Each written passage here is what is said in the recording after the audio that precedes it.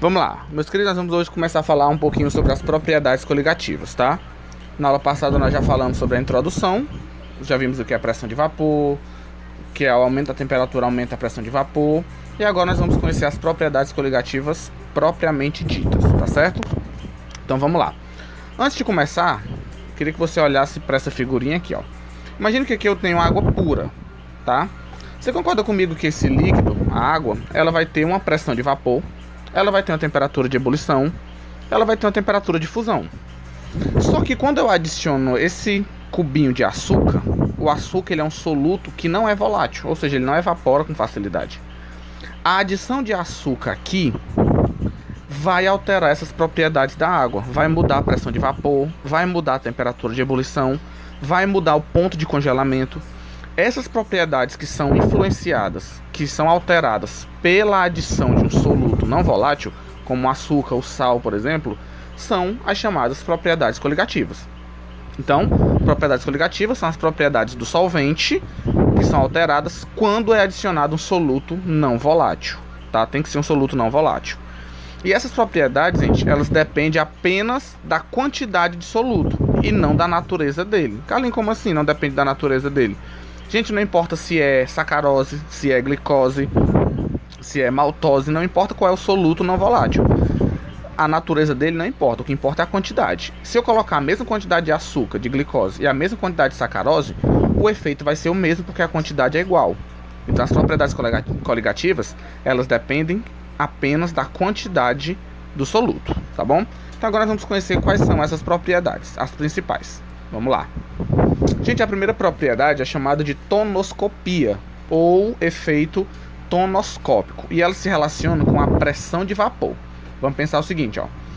Aqui eu tenho um recipiente com água pura. Você concorda comigo que essa água, com o tempo, ela vai começar a evaporar, né? As moléculas de água vão se chocando uma com a outra, vão obtendo energia e vão conseguindo evaporar. Só que quando eu adiciono açúcar, um soluto não volátil, né? As moléculas de açúcar, eles vão atrapalhar as moléculas de água de evaporar. Concorda comigo que aqui a pressão de vapor da água, se eu disser para você que a pressão de vapor aqui da água é 25, por exemplo, ela consegue evaporar tranquilamente, não tem nenhum empecilho. Então a pressão de vapor dela é alta. Só que quando eu boto açúcar, as moléculas do açúcar vão atrapalhar as moléculas de água a evaporar. Ou seja, a pressão de vapor da água vai diminuir, porque as moléculas vão ter mais dificuldade de passar para a fase de vapor, consequentemente a pressão vai ser menor. Então quando eu adiciono um soluto não volátil, a pressão de vapor da água ela diminui. E isso é chamado de tonoscopia. Olha só, a adição de um soluto não volátil diminui a pressão de vapor do solvente. Então a pressão de vapor da água pura sempre é maior do que a pressão de vapor da água em uma solução. Deu para entender? Porque o açúcar ele vai atrapalhar as moléculas de água de evaporar. Então a pressão vai diminuir. E lembre-se, olha só, sempre a pressão de vapor do solvente, no caso da água, na solução, ou seja, quando eu adiciono o soluto, vai ser sempre menor do que se eu tivesse o solvente puro. Ou seja, na água pura, como não tem ninguém para atrapalhar, ela vai conseguir evaporar tranquilamente, a pressão de vapor vai ser muito maior do que em uma solução. Esse abaixamento da pressão de vapor é chamado de tonoscopia. Esse é o primeiro efeito coligativo. Tudo bem? Olha só mais uma vez, ó, a água pura, a mesma temperatura, a pressão de vapor, ó, a pressão que o vapor exerce está marcando 25 miligramas de mercúrio. Só que quando eu coloco 1 mol de glicose, que é um soluto não volátil, as moléculas de glicose vai atrapalhar. E aí a pressão de vapor, em vez de 25, ó, cai para 12. Efeito tonoscópico. Vamos dar uma ênfase? Toma. Tá certo? Então isso é tonoscopia. Em forma de gráfico, sempre as propriedades coligativas vão aparecer na forma de gráfico também. Só para você analisar o gráficozinho aqui, ó, solvente puro, ou seja, só a água, e aqui uma solução, a água mais o açúcar. Olha a pressão de vapor da água pura, como ela é sempre maior do que a pressão de vapor da solução, né? Porque o soluto vai atrapalhar. Então a pressão de vapor da água pura, ó, vamos supor que aqui seja, sei lá, 30, um valor aleatório. 30. Quando eu adiciono o soluto, ó, ela cai, diminui a pressão de vapor. Vamos supor que foi para 20. Tá certo? Esse ΔP é a diferença. O que é quanto diminuiu. Carlinhos, nós vamos calcular essa diferença? Não, a parte dos cálculos nós não vamos ver aqui, tá? Só a parte teórica. Nós só vamos ver cálculo do último tópico da aula, que é a osmose. Mas vamos por partes. Então, tudo bem o que é o efeito tonoscópico? Então, vamos seguindo. Ó, mais uma vez, ó, o solvente puro, sempre a pressão de vapor do solvente, eu vou chamar aqui de P2, é maior do que a pressão do solvente na solução, porque o soluto vai atrapalhar, então vai diminuir a pressão de vapor, tá certo? É a tonoscopia, não esqueça disso, que nós vamos falar isso mais pra frente. Então, já foi o primeiro efeito.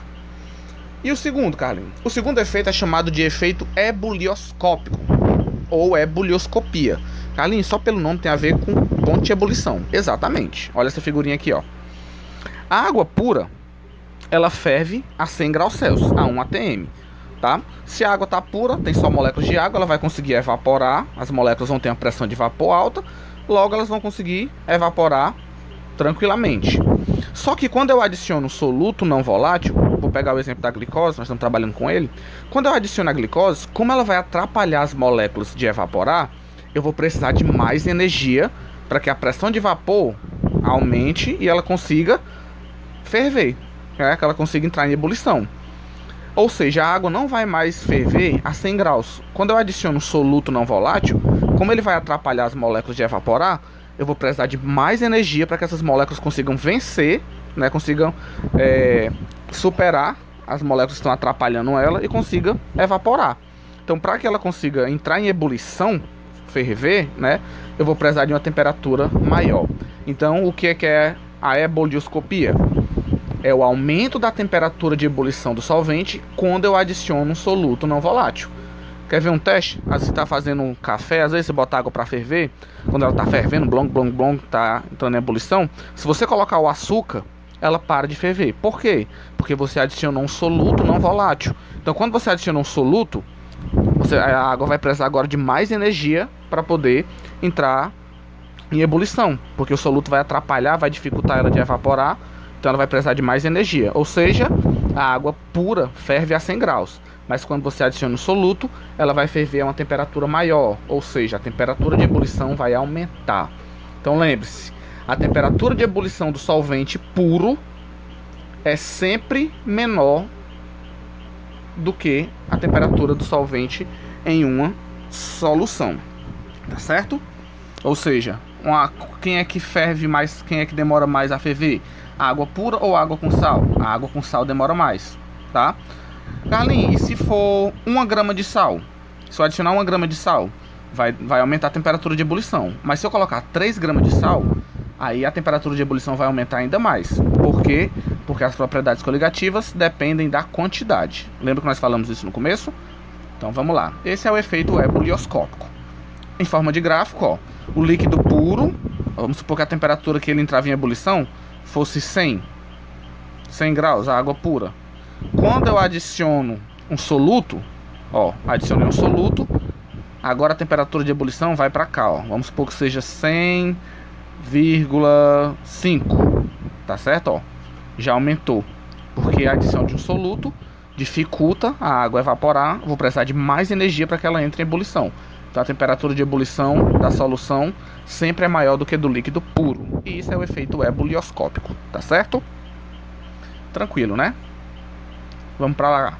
Carlinhos, o efeito crioscópico, que é crioscopia.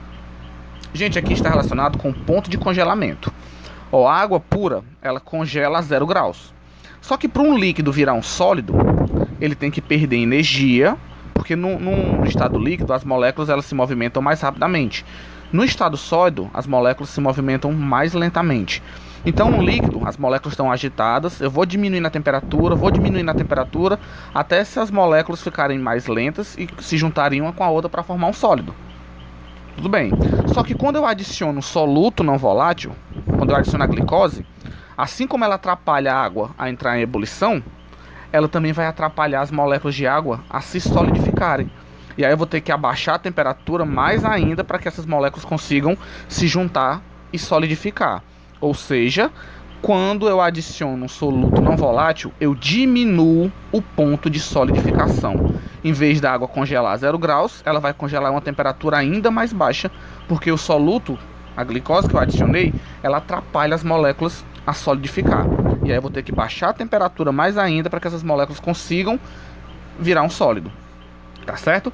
Essa diminuição do ponto de solidificação do solvente é chamado de crioscopia. Tá bom? Olha só. O ponto de solidificação do solvente em uma solução, ou seja, o ponto de congelamento da água misturado com a glicose em uma solução, é sempre menor do que no solvente puro. Tá certo? E, gente, o efeito crioscópico ele tem muitas aplicações legais. Vou mostrar aqui duas para vocês. Olha só. Antes disso, tá aqui o gráficozinho novamente, ó. Temperatura de ebulição da água pura, vamos supor 100. Quando eu adiciono o soluto da solução, ó, a temperatura já aumenta. A temperatura que a água congela, 0. Quando eu adiciono o soluto, como vai atrapalhar, eu vou precisar diminuir ainda a temperatura mais ainda para ela poder congelar. Então a temperatura de solidificação diminui. E a pressão de vapor, quando eu adiciono o soluto, vai atrapalhar que as moléculas de água evaporem, né? Então a pressão de vapor diminui também, tá bom? São os efeitos que a gente já viu. Efeito tonoscópico, da pressão. Efeito ebulioscópico, aumento da temperatura de ebulição. E o efeito crioscópico, a diminuição da temperatura de congelamento, tá bom? Vamos lá. Gente, ó, essa aqui é uma aplicação muito legal do efeito crioscópico, né? Por que a galera nos países frios, as pessoas costumam jogar sal na pista? Porque quando você joga sal na pista, o sal é um soluto não volátil. Quando você joga sal no gelo, o gelo vai descongelar. Por quê? Porque as partículas de sal vão atrapalhar a água a solidificar. Então você vai ter que diminuir a temperatura mais ainda para que ela congele. Então o açúcar, o sal quando é colocado no gelo, o gelo derrete. Por quê? Porque a água vai precisar agora de uma temperatura mais baixa para poder congelar. É por isso que eles jogam sal nas pistas, para evitar que congele. Em países muito frios também, eles botam um soluto, um aditivo dentro da gasolina, né? Para evitar que a gasolina congele. Carlinhos, pensa numa coisa interessante, ó. A água pura não congela a 0 graus? E por que o mar não congela em locais muito frios? Por que ele não congela a 0 grau? Porque no mar tem muitos sais. Os sais que estão dissolvidos no mar, o sal é um soluto não volátil. Então, como tem muito sal na água do mar, ela não congela a 0 graus. Ela vai congelar a uma temperatura ainda menor. Efeito crioscópico. É por isso que a água do mar não congela a 0 grau, tá certo? Outra coisa legal. Lembra do desafio do gelo? Né? Quando você bota sal no gelo, por que aí a temperatura fica mais... Por que fica mais gelado ainda? Porque o sal vai derreter o gelo e para que ele congele de novo, a temperatura vai ter que ser ainda menor. Lembra do efeito crioscópico? É por isso que as pessoas, às vezes, quando eles vão compra cerveja, aí bota a cerveja dentro do isopor, compra um isopor, aí bota a cerveja dentro e enche de gelo. Se você jogar sal lá dentro, a cerveja ela vai congelar mais rápido. Por quê? Porque quando você joga sal, o sal vai derreter o gelo. E aquele líquido ali, né, aquela água que derreteu junto com o sal, vai ter uma temperatura muito baixa. Para que aquela água congele de novo, lembra do efeito crioscópico, a temperatura vai ter que diminuir mais ainda. Então quando você joga sal no gelo, a temperatura cai, diminui muito. Por isso que a cerveja ela congela mais rápido. De vocês não, né? Vocês é Coca-Cola, vocês não bebem. Tá certo? Então isso é chamado de efeito crioscópico. Muito legal, né? Vamos seguindo. Deu para entender o desafio no gelo, né? Porque que o gelo fica mais... Quando bota sal fica muito mais gelado, porque a temperatura de congelamento diminui, né? Então vamos lá. Qualquer dúvida pode colocar aí nos comentários, tá certo? Vamos seguindo. Gente, olha só. Você lembra o que é difusão lá da biologia? Quando você estudou lá no primeiro ano, né? A difusão é a passagem de soluto. Você tem aqui uma membrana. O soluto ele sempre passa de onde está mais concentrado, de onde tem mais soluto, para onde tem menos soluto. Então ele passa do mais concentrado para o menos concentrado, né, até se igualar. Isso é uma difusão. O que nós vamos falar agora é sobre a osmose. Você já deve ter visto isso lá no primeiro ano. A osmose também é um tipo de difusão. Só que na osmose, o que passa não é soluto. O que passa é solvente. A osmose é a passagem de água de onde está menos concentrado para onde está mais concentrado. Então nessa figurinha aqui, ó, as moléculas de água estão representadas em azul e as moléculas de sal em vermelho. Aqui tem muito sal, aqui tem pouco. Então a água vai passar de onde tem menos para onde tem mais. Aqui está muito diluído, aqui está muito concentrado. Então a água ela vai passar por essa membrana para poder isso aqui ficar diluído também e as concentrações ficarem iguais, tá? Perceba o seguinte, ó.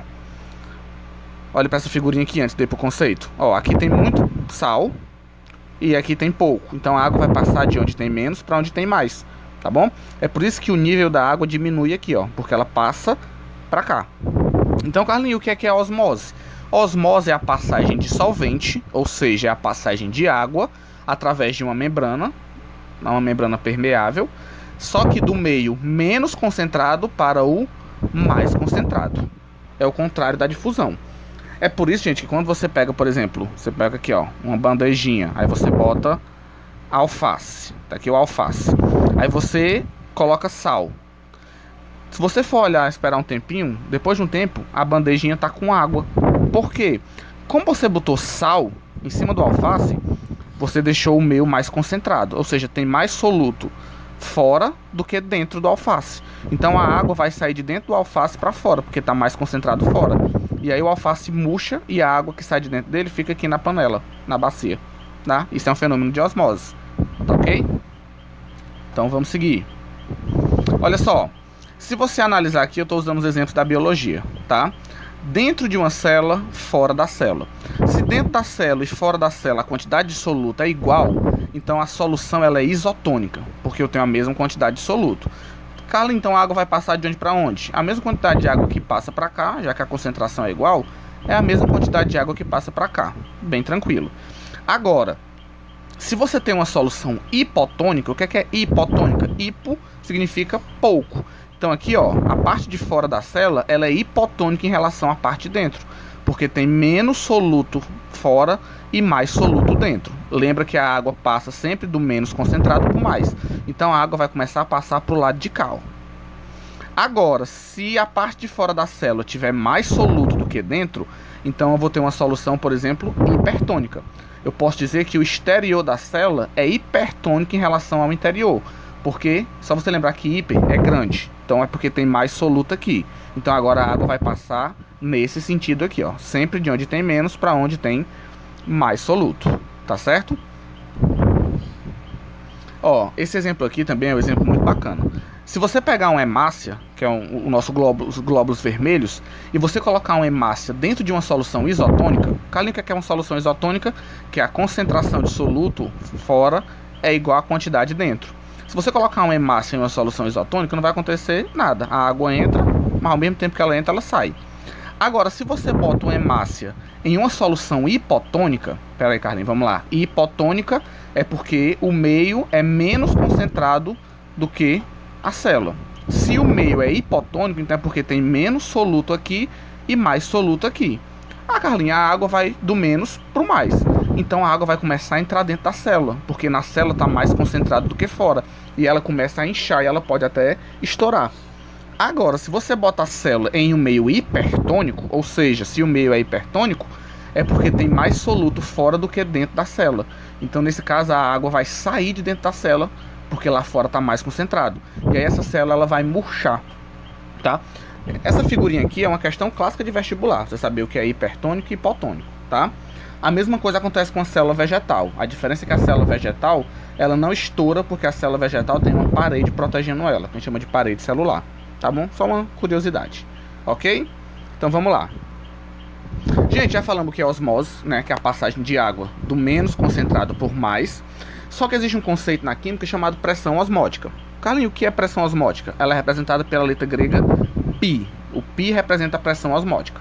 Você concorda comigo que nesse caso aqui, ó, nessa figurinha que eu botei, aqui está menos concentrado e aqui está mais concentrado. Então a água vai passar automaticamente, espontaneamente por osmose, nesse sentido aqui, tá certo? E o que é a pressão osmótica? A pressão osmótica é a pressão que eu tenho que aplicar, ó, a pressão externa, para impedir que a osmose aconteça. Quando a pressão externa é igual à pressão osmótica, a osmose ela não vai acontecer. Carla, então define para mim o que é uma pressão osmótica. A pressão osmótica é a pressão que deve ser exercida em um sistema para impedir que a osmose aconteça. É a pressão que você aplica para fazer a osmose não acontecer. Isso é chamado de pressão osmótica, tá certo? Vamos lá. Antes da gente continuar, só uma curiosidade aqui com vocês. Gente, o nosso sangue, ele também tem uma pressão osmótica. A pressão osmótica do nosso sangue é de 7,7 atmosfera. Algumas bebidas no dia a dia, elas são muito utilizadas porque elas são isotônicas em relação ao sangue, ou seja, ela tem a mesma pressão que o sangue tem. Isso é muito bom porque não vai haver um desequilíbrio, né? Carlinhos, me dá aí exemplos de soluções isotônicas. Gente, água de coco. Quando você está desidratado, é muito bom você tomar água de coco, porque ela vai manter o equilíbrio, porque a pressão osmótica dela é igual à do sangue, ou seja, são isotônicas. E outro exemplo é o soro fisiológico. O soro fisiológico também é uma solução isotônica, ou seja, tem a mesma pressão osmótica que o sangue. Você não pode utilizar líquidos, por exemplo, que tenham pressão diferente, porque senão as células vão perder água ou vão inchar. Lembra daquela situação que eu falei da solução hipertônica e hipotônica? Então as células ou elas perdem água demais e murcha, ou elas ganham água demais. Então tem que ser isotônico, a mesma pressão osmótica, tá certo? Vamos lá, aqui eu quero mostrar um exemplo para vocês, bem calmamente, para vocês acompanharem comigo. Gente, olha essas duas soluções aqui, ó, solução A e solução B. As duas, aqui eu tenho glicose, C6H12O6, e aqui eu tenho sacarose, mas não importa a natureza, só importa a quantidade. A concentração aqui é 0,1 e aqui é 0,2. Quem é mais concentrado? Carlinhos, a solução B. Então a água vai passar automaticamente por onde? Daqui para cá ou daqui para cá? Carlinhos, a água vai sempre do menos concentrado para o mais concentrado. Se a solução B está mais concentrada, então a água ela vai começar a fluir daqui para cá. Certo, Carlinhos, até aí tudo bem. Você concorda comigo também que na medida que a água vai passando, o nível da água aqui vai diminuindo, né? Já que tá passando água pra cá. Pera, gente, deu um erro aqui. Desculpa. Pronto. Você concorda comigo que à medida que a água vai passando do meio menos concentrado por mais, o nível da água vai diminuindo. Então vai ficar bem aqui, por exemplo. Até chegar um momento em que as pressões vão ser iguais. Carlinhos, então se o B é mais concentrado do que o A, eu posso afirmar que a pressão osmótica de B é maior do que a pressão osmótica de A. Pode, ou seja, se a pressão osmótica de B é maior do que a de A, você pode afirmar que o B é hipertônico em relação a A, tá certo? E aí a água vai passando por osmose até que as pressões fiquem igual. Cuidado, gente. Quando as pressões ficarem igual, não significa que o nível da água vai ficar igual, não. Esse lado aqui vai sempre ficar com menos água, porque ela passou para cá para poder equilibrar as pressões, tá bom? As pressões vão se igualar, mas o nível da água, obviamente que esse lado aqui vai ficar com menos água, porque ela veio para cá. Tudo bem até aí? Então, quando a solução tem pressão osmótica diferente, a água, mais uma vez, vai sempre do menos concentrado para o mais, até que as pressões se igualem, mas o nível da água não iguala, tá? Aqui vai ficar com menos água, obviamente. Tudo bem? Deu para entender? Qualquer dúvida, deixe nos comentários. Eu sei que esse conteúdo ele é um pouco complicado, mas acredito que tá dando para ir. Vamos seguir. Gente, e a pressão osmótica, ela também é uma propriedade coligativa. Carlinhos, se ela é uma propriedade coligativa, ela depende da quantidade do soluto. Sim, olha só. Aqui, ó, eu tenho uma pressão osmótica, eu tenho uma solução de glicose, e aqui eu também coloquei a mesma figura. Só que imagine que nessa solução de glicose, a concentração dela seja de 1 mol por litro. Vou chamar ela de solução X. E eu vou dizer que esse outro exemplo aqui, ó, a concentração é de 3 mol por litro, concentração Y. Qual das duas vai ter uma pressão osmótica maior? X, que é 1 mol por litro, ou Y? Carlinhos, se a pressão osmótica é uma propriedade coligativa, depende da quantidade. Se eu aumento a quantidade de soluto, eles vão exercer uma pressão maior, porque tem mais soluto. Então, olha só, quanto maior a concentração da solução, sempre maior vai ser a pressão osmótica. Carlinhos, então, se a concentração de Y é maior do que a de X, então a pressão osmótica de Y vai ser maior do que a de X. Exatamente. Nesse caso, ó, a pressão osmótica de Y vai ser maior do que a pressão osmótica de X, porque ele está mais concentrado. Quanto maior a concentração, maior a pressão osmótica. Depende da quantidade também. Deu para entender? Tudo bem? Então agora vamos para as questões. Antes disso, vamos só ver a parte matemática. Carlinhos, você falou que não ia cair cálculo. Gente, as equações dos efeitos tonoscópico, crioscópico e ebulioscópico, eu não vou abordar aqui. Mas a equação da pressão osmótica eu vou abordar, tá certo? Então vamos lá, mas é bem simples, ó. Quem deduziu a equação da pressão osmótica foi um químico fantástico, que eu particularmente sou muito fã. Foi o primeiro prêmio Nobel de Química do mundo, em 1901. Senhoras e senhores, esse é Jacobus Henricus van 't Hoff. O famoso Van 't Hoff foi o primeiro prêmio Nobel de Química do mundo pelas suas contribuições. Ele que descobriu a equação da pressão osmótica. Ele que deu uma contribuição gigante para a química orgânica, para a fisicoquímica. Foi um dos criadores da fisicoquímica. Esse cara é sensacional, tá? Inclusive, depois eu vou deixar disponível para vocês um slide sobre a vida dele, que eu apresentei na faculdade. Muito legal. Então vamos lá. Carlinhos, qual é a equação da pressão osmótica? A pressão osmótica, que é o π, vou com bem muita calma aqui com vocês, ó. A pressão osmótica é igual à concentração molar, ou seja, a molaridade em mol por litro, vezes R, que é a constante universal dos gases, vezes T, que é a temperatura. Lembrando, a pressão osmótica ou ela é dada em atm ou ela é dada em milímetros de mercúrio. A concentração molar sempre é em mol por litro. A constante universal dos gases, o R, era um assunto que era para vocês terem visto no primeiro ano, né? A constante universal dos gases, ela pode assumir dois valores nesse caso aqui, ó. Se a pressão for em atm, você vai utilizar 0,082. Se a pressão for em milímetros de mercúrio, você vai usar o R igual a 62,3, tá certo? Daqui a pouco eu vou fazer um exemplo com vocês sobre isso.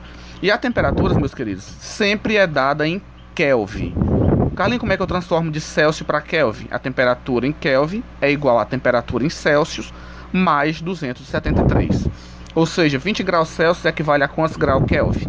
20 graus Celsius, você faz 20 mais 273, e aí você vai obter o valor em Kelvin. Sempre a temperatura em Kelvin, tá bom?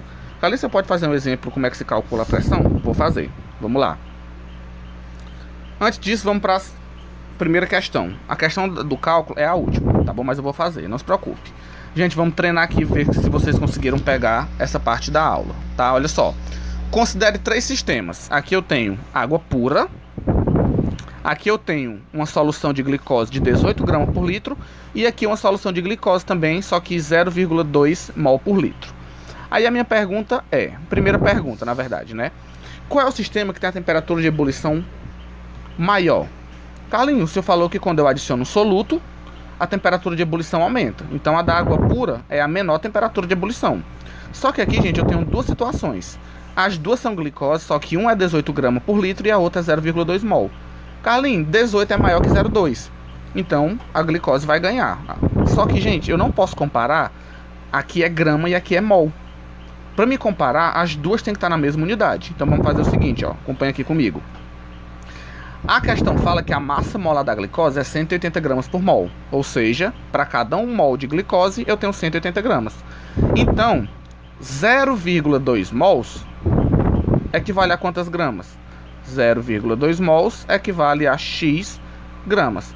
Fazendo 180 vezes 0,2, você vai encontrar que 0,2 mols é a mesma coisa que 36 gramas. No caso aqui, gramas por litro, né? Agora sim você pode comparar. Uma tem 18 gramas por litro, a outra tem 36. Carlinhos, de onde foi que saiu 36? 1 mol tem 180, 0,2 tem X. X é 36 gramas. Agora eu posso comparar. Quem é que vai ter a temperatura de ebulição maior? Carlinhos, o senhor falou que quando eu adiciono um soluto não volátil, o efeito ebulioscópico diz que a temperatura de ebulição aumenta. A da água pura, gente, é a temperatura de ebulição menor. Aqui eu adicionei 18 gramas de glicose, então vai aumentar a temperatura de ebulição. Só que nesse caso aqui, ó, eu adicionei 36 gramas. Lembra que as propriedades coligativas dependem da quantidade. Como eu coloquei mais gramas de glicose na solução 3, então o sistema 3 é o que vai ter a maior temperatura de ebulição, tá certo? Carlinhos, qual deles tem a maior temperatura de solidificação? Quem congela primeiro? Carlinhos, pelo efeito crioscópico, eu sei que quando eu adiciono soluto, a temperatura de congelamento diminui. Então, a água pura congela a 0 graus. Mas como eu adicionei 18 gramas de glicose, eu vou ter que diminuir essa temperatura mais ainda. Então essa daqui, ó, já vai congelar a uma temperatura mais baixa. Só que aqui eu coloquei 36 gramas de glicose. Então aqui é que a temperatura vai diminuir mais ainda. Então quem tem a temperatura de solidificação maior é a água, que é 0 graus. Se fosse quem tem a temperatura de solidificação menor, quem demora mais a congelar, Aí seria a 3. Mas como ele quer a maior, então quem tem a maior é a água. Tudo bem? Água pura. Qual deles tem a pressão osmótica maior? Carlinhos, a pressão osmótica, a gente viu que quanto mais concentrado for a solução, maior vai ser a pressão. A pressão da água pura vai ser a menor. A solução de glicose com 18 gramas por litro já vai ter uma pressão osmótica maior, mas a solução de glicose com 36 gramas, como a quantidade está maior, então a pressão osmótica maior aqui é o sistema 3 também. Deu para entender? Gente, dúvidas, postem nos comentários, tá? Eu preciso do feedback de vocês, se vocês estão entendendo. E letra D. Para chegar às respostas anteriores, você partiu de uma característica que esses sistemas apresentam. Qual? Gente, qual foi a característica que a gente se baseou para responder esses 3 itens? A quantidade de soluto dissolvido. Aqui não tinha nenhum soluto dissolvido, tá pura. Aqui eu coloquei 18 gramas e aqui eu coloquei 36. Por que que a gente escolheu esse critério? Porque as propriedades coligativas dependem apenas da quantidade, tá certo? Quanto maior a quantidade, mais intensos vão ser os efeitos, tá certo?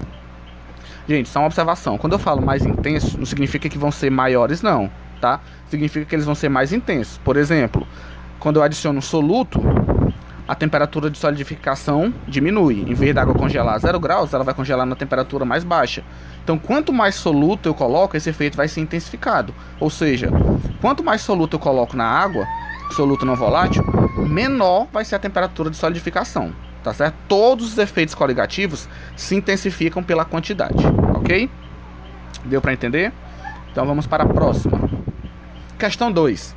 Para fritar um bife de modo que ele fique suculento, não se deve temperar a carne com antecedência. Por quê? Gente, é muito simples. Olha só, tá aqui uma tigelinha, tá aqui o meu bife. Só o bife feio, não interessa, é o meu bife. Olha só, se eu temperar o bife antes, se eu colocar sal aqui no bife, o que é que vai acontecer se eu botar sal aqui? Se eu colocar sal na carne, significa o quê? Que eu vou ter mais soluto fora da carne do que dentro. Ou seja, fora vai ficar mais concentrado do que dentro. Se acontecer isso, o que é que vai acontecer por osmose? A água sempre sai do menos concentrado para o mais. Se eu colocar sal na carne antes, a água da carne vai sair aqui para fora. E aí a carne vai ressecar. Vai ficar aquela carne ressecada. Não vai ficar suculento. Então você não pode temperar com antecedência. Senão você vai perder a água por osmose. Tá certo? Ok? Então vamos para a próxima e última. Questão de número 3. Gente, para fechar eu coloquei uma questãozinha de cálculo. Já que nós falamos sobre o cálculo da pressão osmótica, mostrei a equação. Nada mais justo que fazer um exemplo para fixar. Tá? Então vamos ver, ó. Qual é a concentração em grama por litro de uma solução aquosa de glicose para que na mesma temperatura tenha a mesma pressão osmótica que o sangue? Ele quer saber o seguinte, ó. Ele quer saber qual é a concentração de glicose que eu preciso ter para que essa solução de glicose tenha a mesma pressão do sangue. Aí aqui ele fala, ó, a pressão do sangue é 7,7, a temperatura é de 37 graus e a massa molar da glicose é 180 gramas por mol. Vamos lá. Eu já coloquei a resolução aqui completa, tá? Para não demorar muito copiando. Mas eu vou colocar aqui, eu vou numerar quais foram os passo a passo que eu fiz, para você não se perder, tá bom? Então, primeiro passo para resolver a questão, ó. Passo de número 1. Primeira coisa que eu fiz, gente, foi converter. A temperatura aqui, ó, tá em graus Celsius, mas sempre na equação da pressão osmótica, a temperatura é em Kelvin. Então, para converter, ó, 37 mais 273, 310. Então, a temperatura que eu vou usar é 310. Outra coisa, Carlinhos, o R, eu vou usar qual constante? Como a pressão aqui está em ATM, quando é ATM, o R é 0,082.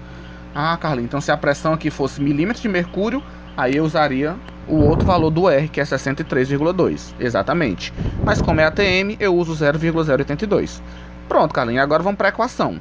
A equação da pressão osmótica é a pressão osmótica, π, é igual à concentração molar, M, vezes R vezes T. Carlinhos, quanto é que é a pressão osmótica, o π? A questão fala que é 7,7. Então tá aqui, ó, 7,7. Igual à concentração molar, que eu não sei, vou descobrir, vezes o R é 0,082, vezes a temperatura, que não é 37, tá? Primeiro passo aqui eu converti. O segundo passo foi colocar o valor de R correto. E aqui é o terceiro passo, jogar na equação, tá? Passo 3. Então, olha só, 7,7 vai ser igual a massa, a molaridade, vezes R vezes T.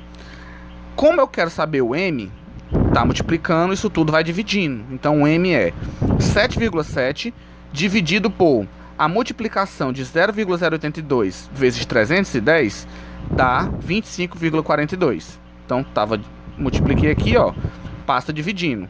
Então, 7,7 dividido por 25,42, nós vamos encontrar como resposta 0,303 mol por litro. Carlinhos, acabou aí?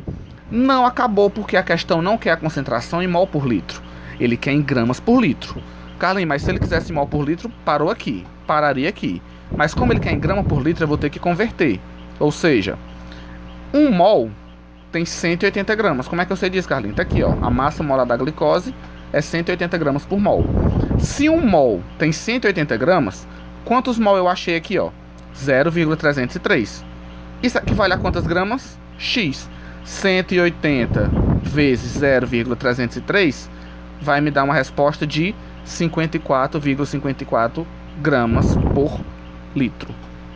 Tá certo? Carlinhos, por que por litro? Porque a gente aqui é mol por litro. Eu transformei só esse mol em grama, mas continua sendo por litro.